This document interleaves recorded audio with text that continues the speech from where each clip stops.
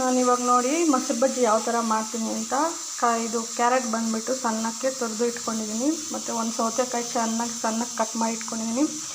ಆಮೇಲೆ ಒಂದೆರಡು ಈರುಳ್ಳಿ ಚೆನ್ನಾಗಿ ಕಟ್ ಮಾಡಿ ಇಟ್ಕೊಂಡಿದ್ದೀನಿ. ಬೇಕಾಗಿದ್ದರೆ ಯಾರಾದರೂ ಇದು ಹಸಿಮೆಣ್ಸಿನ್ಕಾಯಿ ಒಂದು ಹಾಕ್ಕೊಂಡು ಮತ್ತು ಕೊತ್ತಂಬರಿ ಸೊಪ್ಪನ್ನು ಆ್ಯಡ್ ಮಾಡ್ಕೊಬೋದು. ಬಟ್ ನನ್ನ ಹತ್ರ ಅದು ಇರಲಿಲ್ಲ, ಅದಕ್ಕೆ ನಾನು ಈ ಥರ ಮಾಡ್ಕೊತಾ ಇದ್ದೀನಿ. ನೋಡಿ ಯಾವ ಥರ ಅಂತ. ಇವಾಗ ನಾನು ಸ್ವಲ್ಪ ಸಾಲ್ಟ್ ಹಾಕ್ಕೊಂಡ್ಬಿಟ್ಟು ಈ ಥರ ಕೈಯಲ್ಲೇ ಚೆನ್ನಾಗಿ ಸ್ಮಾಶ್ ಮಾಡ್ಕೊಂಡ್ಬಿಡ್ತೀನಿ. ಫಸ್ಟೇ ಇದನ್ನೆಲ್ಲನೂ ಚೆನ್ನಾಗಿ ಮಿಕ್ಸ್ ಮಾಡ್ಕೊಂಡ್ಬಿಟ್ಟು ಆಮೇಲೆ ಮೊಸರು ಹಾಕ್ಕೊತೀನಿ.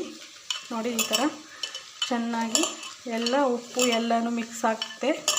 ಈ ಥರ ಚೆನ್ನಾಗಿ ಸ್ಮಾಶ್ ಮಾಡಿಕೊಂಡ್ರೆ ಈರುಳ್ಳಿ ಎಲ್ಲನೂ ಸಣ್ಣಕ್ಕಾಗುತ್ತೆ. ನೋಡಿ ಈ ಥರ ಚೆನ್ನಾಗಿ ಸಣ್ಣಕ್ಕೆ ಸ್ಮಾಶ್ ಮಾಡ್ಕೋಬೇಕು ಈ ಥರ. ಇವಾಗ ನೋಡಿ ಚೆನ್ನಾಗಿ ನಾನು ಇದನ್ನು ಮಿಕ್ಸ್ ಮಾಡಿದ್ದೀನಿ. ಮಿಕ್ಸ್ ಆದಮೇಲೆ ಈ ಥರ ಮೊಸರನ್ನ ಹಾಕ್ಕೋಬೇಕು. ನೋಡಿದ್ದೀರಲ್ಲ, ಮೊಸರು ಹಾಕ್ಕೊಂಡು ಆಮೇಲೆ ಲಾಸ್ಟಲ್ಲಿ ಚೆನ್ನಾಗಿ ಮಿಕ್ಸ್ ಮಾಡ್ಕೋಬೇಕು. ನಾನೇನು ನೀರಾಗಿ ಹಾಕ್ಕೊಳ್ಳಲ್ಲ, ಗಟ್ಟಿಯಾಗಿ ಮಾಡ್ಕೊತೀನಿ ಮೊಸರು ಬಜ್ಜಿನ. ಈ ಥರ ಮೊಸರು ಹಾಕ್ಕೊಂಡ್ಮೇಲೆ ಚೆನ್ನಾಗಿ ಮಿಕ್ಸ್ ಮಾಡ್ಕೋಬೇಕು. ನೋಡಿದ್ರಲ್ಲ ಯಾವ ಥರ ಬಂದಿದೆ ಮೊಸರು ಬಜ್ಜಿ, ತುಂಬ ಟೇಸ್ಟಿಯಾಗಿದೆ, ಗಟ್ಟಿಯಾಗಿ ಮಾಡಿದ್ದೀನಿ.